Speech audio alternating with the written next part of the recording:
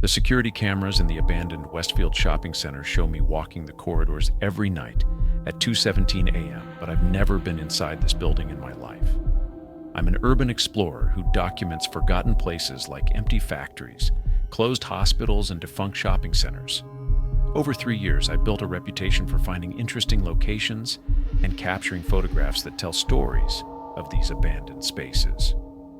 The Westfield Shopping Center closed in 2019 after years of declining foot traffic, leaving behind a massive empty structure that sits like a concrete monument to consumer culture's decline.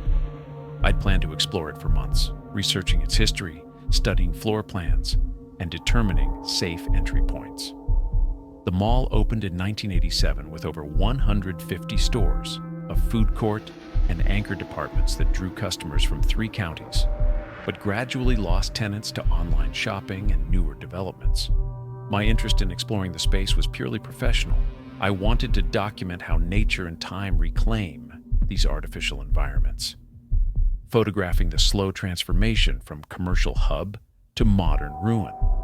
But before I could organize an actual visit, something impossible started happening that made me question my understanding of both urban exploration and my own identity.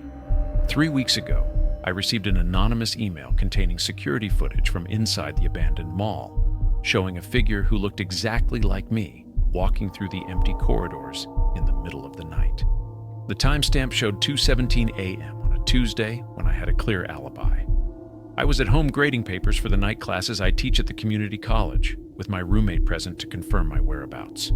The footage quality was surprisingly clear for an abandoned building, showing someone wearing my distinctive red jacket and carrying the same type of camera equipment I use for documentation projects. Even more unsettling was that this figure moved through the mall with obvious familiarity, navigating directly to specific locations without hesitation, as if following a well-established route. I initially assumed someone was playing an elaborate prank, possibly using deepfake technology or hiring an actor who resembled me, but the level of detail in the impersonation seemed impossible to fake. The person in the footage had my exact posture, walking style, and even the way I typically hold my camera when preparing to take photographs. When I enhanced the video using editing software, I could see facial features that matched mine down to small details, like the scar on my chin from a childhood accident, and the way my hair falls across my forehead. I decided to investigate by contacting the building's management company, hoping to learn more about their security system and determine whether this footage was authentic. According to the property manager, the mall's security cameras had been disconnected 2 years ago as a cost-saving measure, and the building was only checked monthly by a caretaker who confirmed the structure remained secure and undamaged. She seemed genuinely confused when I described the footage, insisting that no surveillance equipment was currently operational, and suggested that someone might be using the building illegally for filming projects without permission. Her reaction convinced me that either she was lying about the security system or something much stranger was occurring at this location. The second email arrived exactly 1 week later, containing additional footage from the same night, but showing events that supposedly occurred after the first video ended.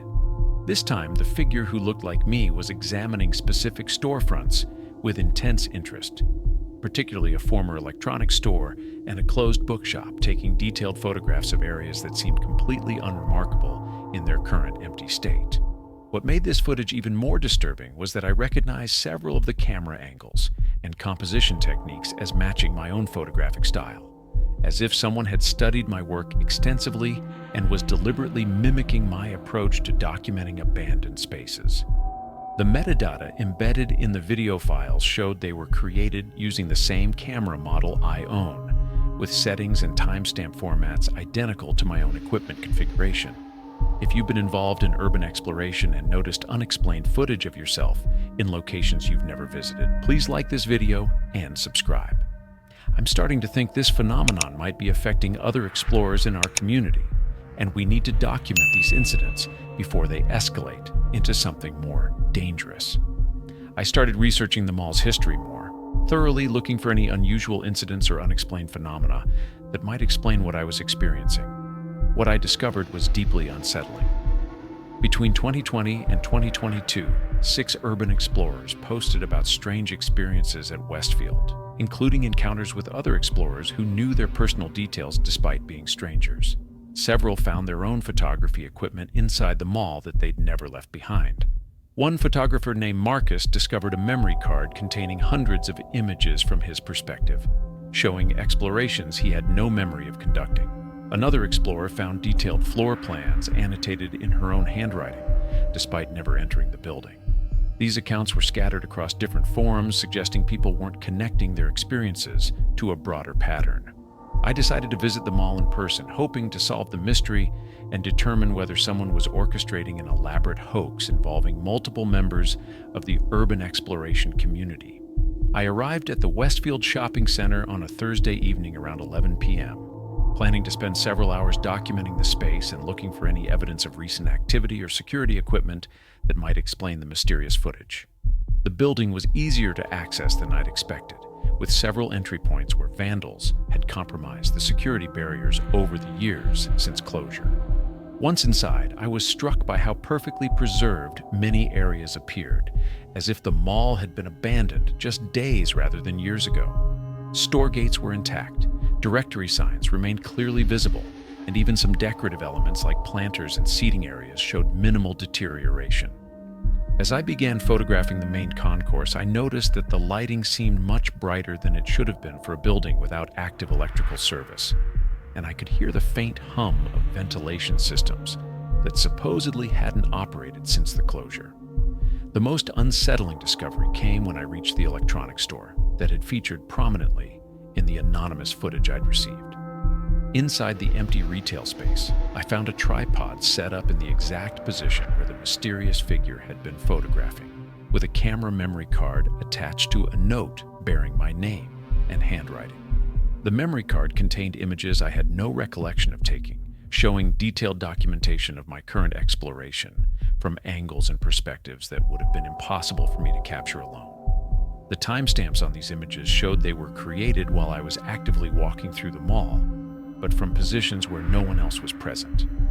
I know this sounds like the elaborate fabrication of someone who's spent too much time exploring isolated places, but if you've experienced similar phenomena in abandoned buildings, encountered evidence of your own presence in locations you've never visited, or found documentation of activities you don't remember conducting, sharing your experiences in the comments could help us understand what's actually happening in these forgotten spaces. When I tried to leave the mall around 2 a.m., I discovered that the entry point I'd used had somehow become sealed, with no obvious way to reopen it from the inside.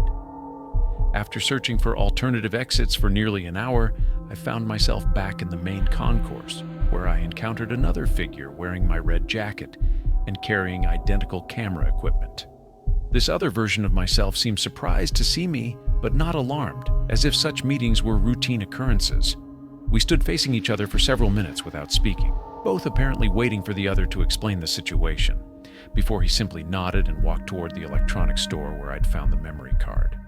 I followed, but when I reached the same location, he had vanished completely. I eventually found an emergency exit that led to the parking lot, but when I checked my camera's memory card the next morning, it contained additional images taken after my encounter with the other explorer, showing me having an extended conversation with someone who remained just outside the frame in every photograph.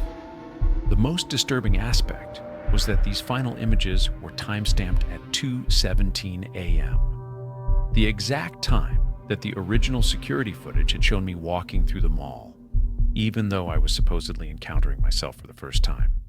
This suggests that what I experienced as my initial exploration was actually part of an ongoing cycle that I've been repeating without conscious awareness, possibly for months or years.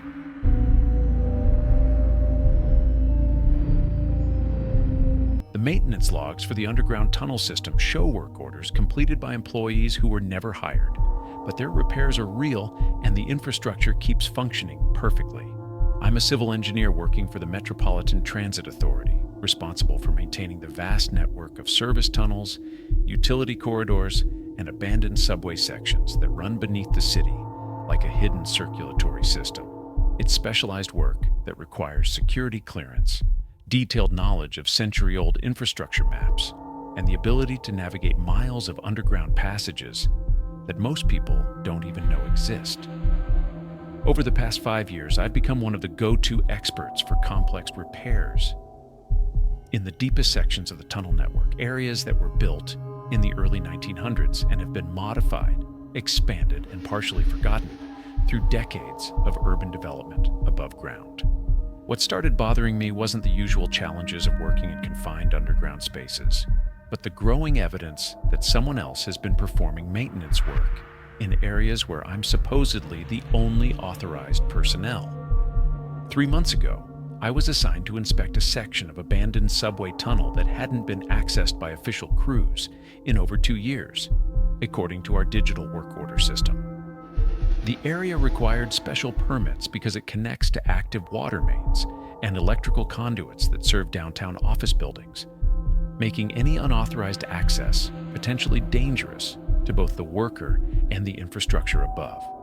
When I arrived at the tunnel entrance using my master key card, I expected to find the usual signs of neglect: rust accumulation, minor flooding, debris from street construction projects, and the general deterioration that occurs when these spaces are left unmonitored. Instead, I discovered that the entire section had been meticulously maintained, with fresh repairs to pipe joints, newly installed support brackets, and even updated safety signage that met current regulatory standards.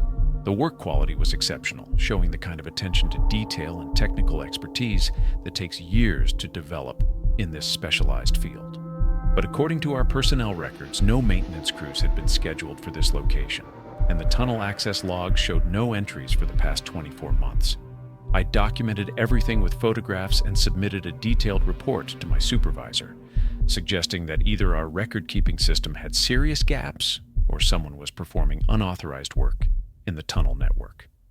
My supervisor reviewed the documentation and seemed genuinely puzzled, confirming that no work orders had been issued for that section and no overtime or contractor payments had been authorized. He suggested that perhaps another department had handled the repairs without proper coordination, which wasn't unusual given the complex bureaucracy involved in managing city infrastructure. But when we contacted other relevant departments, water management, electrical services, emergency response, none of them had any record of recent work in that area. The mystery deepened when I started finding work order forms left behind in various tunnel locations, filled out in handwriting I didn't recognize but signed with names of employees who didn't appear in our current personnel database. These forms described completed maintenance tasks in precise technical language, using proper terminology and referencing specific equipment models and part numbers that were accurate for our systems. Most unsettling was that the work described in these mystery forms was always exactly what needed to be done in each location. Preventive maintenance that I would have eventually scheduled myself, but completed weeks or months before I would have identified the problems. If you work in municipal infrastructure, building maintenance, or any field where you've noticed unexplained improvements to systems you're responsible for, please like this video and subscribe. I'm starting to think this phenomenon might be happening to other maintenance professionals, and we need to document these incidents before they become a larger safety or security concern. I decided to investigate more systematically by installing motion-activated cameras in several tunnel locations where I'd found evidence of mysterious maintenance work. The cameras were small, battery-powered units designed for wildlife observation, which I positioned discreetly to monitor key access points and work areas without violating any privacy regulations or security protocols. I chose locations that were particularly isolated and required specialized knowledge to access safely, thinking that if someone was performing unauthorized work, these cameras would capture clear evidence of their identity and methods. The footage I recovered after 2 weeks was both fascinating and deeply unsettling. The cameras had captured clear images of maintenance workers in proper safety gear, using appropriate tools and following correct procedures for the various repairs they were performing. But when I cross-referenced the faces in the footage against our employee database personnel files, and even contractor records going back 10 years, I couldn't identify any of these individuals. They appeared to be experienced professionals who knew exactly what they were doing, but they simply didn't exist in any official capacity within our organization or any related city departments. Even more puzzling was that the timestamp data on the footage showed work being performed during hours when the tunnel sections were supposedly secured and inaccessible. Our keycard logs showed no entries for those time periods, and the security protocols require multiple clearances to access these areas during off hours. Yet the footage clearly showed these unknown workers entering and exiting through sealed access points, using equipment that appeared identical to our standard issue tools, and completing repairs that were subsequently verified as meeting all safety and quality standards. The work they performed was not only competent, but often exceeded the minimum requirements for the various maintenance tasks. I started researching the history of the tunnel system more thoroughly, looking for any patterns or explanations that might account for these mysterious maintenance crews. What I discovered was a complex history of construction projects, modifications, and bureaucratic changes that had created numerous gaps in official documentation. The tunnel network had been built in phases over nearly a century, with different contractors, engineering firms, and city departments responsible for various sections. Many of the original construction records had been lost in fires, floods, or simple bureaucratic neglect, creating areas where the current infrastructure existed, but the administrative knowledge of how to maintain it had been partially forgotten. I found references to maintenance crews from the 1960s and 1970s who had developed specialized expertise in certain tunnel sections, but whose employment records had been lost during various departmental reorganizations and computer system upgrades. Some of these historical maintenance workers had apparently developed such intimate knowledge of specific infrastructure areas that they could perform complex repairs without referring to blueprints or technical manuals. The most intriguing discovery was a series of personnel files from the 1980s, describing a group of maintenance workers who had been hired to handle emergency repairs in the deepest and most complex tunnel sections, but whose employment had been terminated abruptly due to budget cuts and departmental restructuring. According to the incomplete records I found, these workers had protested their layoffs, arguing that their specialized knowledge was irreplaceable and that the tunnel system would suffer without their continued maintenance. Some had apparently continued accessing the tunnels unofficially for several months after their termination, performing necessary repairs without authorization because they believed the infrastructure would fail without proper care. I realize this sounds like an elaborate conspiracy theory, or the fantasy of someone who spent too much time alone in underground spaces, but the physical evidence is undeniable, and the quality of the mysterious maintenance work continues to exceed professional standards. I know I might sound like just another small content creator without significant resources, but if you've experienced similar phenomena in your professional field, encountered evidence of work performed by people who don't officially exist, or noticed unexplained improvements to systems you're responsible for maintaining, sharing your experiences in the comments could help us understand what's actually happening in these forgotten spaces beneath our cities. Last week, I received a work order that wasn't generated through our normal system, requesting an inspection of a tunnel section that doesn't appear on any current maps, but which I somehow knew how to access perfectly. The work order was signed with my own name, but in handwriting I didn't recognize, describing infrastructure problems that I hadn't yet discovered, but which proved to be entirely accurate when I investigated. Most disturbing of all, the timestamp on this work order was dated 3 weeks in the future, and it described repairs that I apparently completed successfully, even though I have no memory of performing the work or even visiting that particular tunnel section.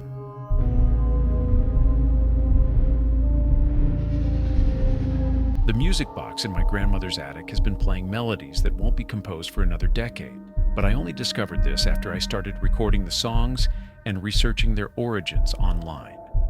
I inherited the music box 3 months ago when my grandmother passed away, along with her antique collection and Victorian house. It's an ornate wooden case with brass fittings and a delicate ballerina that spins when wound. According to family stories, it belonged to my great-great-grandmother and had been passed down through 4 generations, though no relatives could remember when or where it was originally purchased. What started as a sentimental keepsake became something far more unsettling when I realized the melodies it played didn't match any classical pieces, folk songs, or popular music I could identify. I'm a music teacher at the local high school, so I have a pretty extensive knowledge of different musical genres and historical periods. but these tunes were completely unfamiliar, despite sounding professionally composed and hauntingly beautiful. The first song that caught my attention was a melancholy waltz in a minor key that played for about 2 minutes before the mechanism wound down. I found myself humming it throughout the day, unable to get the melody out of my head, so I decided to record it using my phone and then search online to see if I could identify the composer or title. After running the audio through music recognition apps and posting clips on forums, I came up empty. Nobody could identify the piece, and classical music experts suggested it might be an obscure composition from an unknown composer.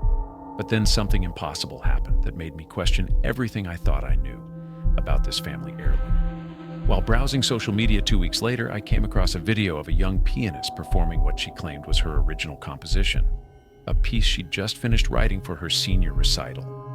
The melody was identical to the waltz from my grandmother's music box, note for note, including subtle ornamentations and dynamic variations that would be impossible to replicate by coincidence. When I checked the date on her video, it had been posted only 3 days earlier, meaning she'd supposedly composed this piece months after I'd first heard it playing from the antique music box in my attic. I reached out to the pianist through direct message, asking about her inspiration for the piece and whether she'd ever heard it performed elsewhere. She responded enthusiastically, explaining that the melody had come to her in a dream, and she'd spent weeks developing it into a full composition for her college music program. She was curious about why I was asking and seemed genuinely surprised when I told her I'd been hearing the same tune for months. When I sent her the recording I'd made of the music box, she was convinced I was playing some kind of elaborate prank, insisting that nobody else could have access to her original work since she'd never performed it publicly before her recital video. The second incident convinced me that something supernatural was occurring with this music box. About a month after the waltz discovery, the mechanism began playing a different tune, an upbeat jazz-influenced piece that sounded like it could have been written for a 1940s big band, complete with syncopated rhythms and complex harmonies that seemed impossible for such a simple mechanical device to reproduce accurately. Again, I recorded the melody and spent hours trying to identify its source, consulting jazz historians, vintage music collectors, and even reaching out to experts at the Smithsonian's music archives. Everyone agreed it sounded authentic to the swing era, but nobody could identify the specific composition or suggest a likely composer. 3 weeks later, while streaming music during my morning commute, I heard the exact same melody playing on a jazz radio station. The DJ introduced it as a newly discovered composition by a previously unknown musician from the 1940s, recently found in a collection of sheet music donated to a university library by the estate of a deceased band leader. According to the radio program, musicologists had authenticated the piece and dated it to approximately 1943, but this was supposedly its first public performance since it was originally written. The coincidence seemed impossible. How could my music box be playing a tune that had been lost for 80 years and only recently rediscovered, especially when I'd been hearing it weeks before the academic discovery was announced? If you've inherited old musical instruments, antique boxes, or family heirlooms that seem to play unfamiliar melodies, please like this video and subscribe. I'm starting.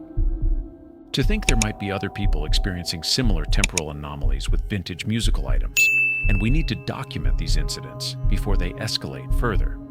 I decided to research the history of my family's music box more thoroughly, starting with old photographs and documents I'd found in my grandmother's papers.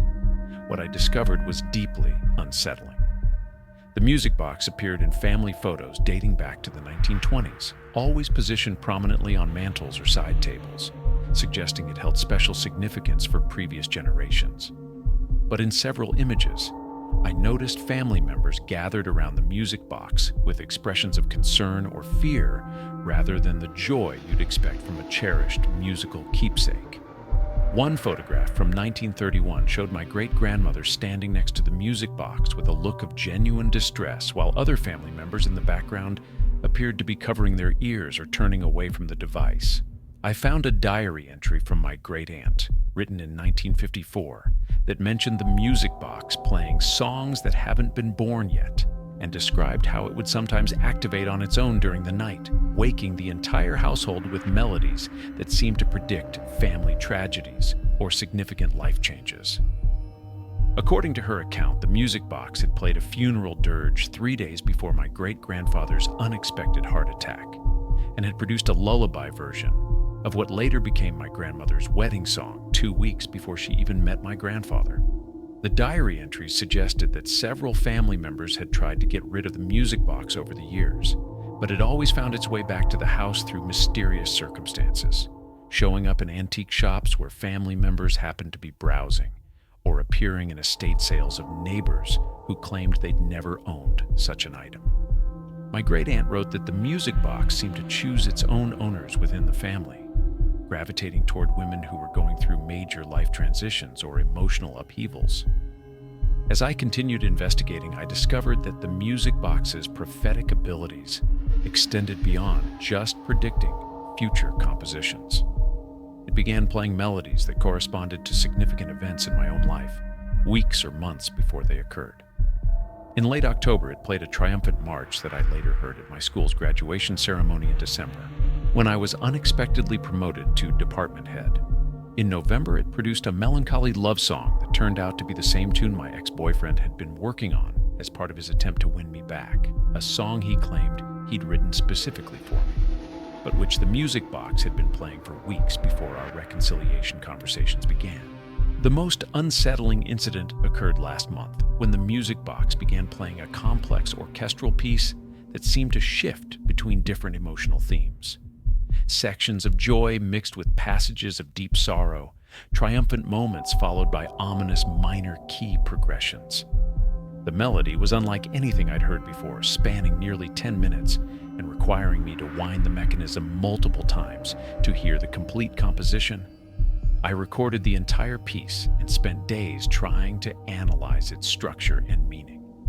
2 weeks later, I discovered that this lengthy composition was apparently the theme music for a major film that won't be released until next summer, a movie I'd never heard of, by a composer whose name I didn't recognize for a story that sounded completely unfamiliar. But when I researched the film's production details online, I found promotional materials describing the exact emotional journey that the music box's composition had taken me through. I realize this sounds like elaborate coincidences, or the delusions of someone who spent too much time alone with an old antique. But I've started keeping detailed records of every melody the music box produces, along with timestamps and audio recordings. I know I might seem like just another small content creator without major resources, but if you've experienced similar phenomena with inherited objects, vintage instruments, or family heirlooms that seem to predict future events, sharing your stories in the comments could help us understand what's actually happening with these temporally displaced artifacts. Last night, the music box began playing something that genuinely terrified me, a haunting melody in a minor key that seemed to contain elements of a funeral march mixed with what sounded like a child's lullaby. The combination was deeply unsettling, and as I listened, I had the distinct impression that this song was meant specifically for me, that it was trying to communicate something important about my own future. When I tried to research similar melodies online, I found references to a composer who won't be born until 2031, who will write a famous requiem incorporating lullaby themes. This future composer will create the piece as a memorial for someone who disappeared in 2025, inspiring musicians to explore themes of temporal displacement.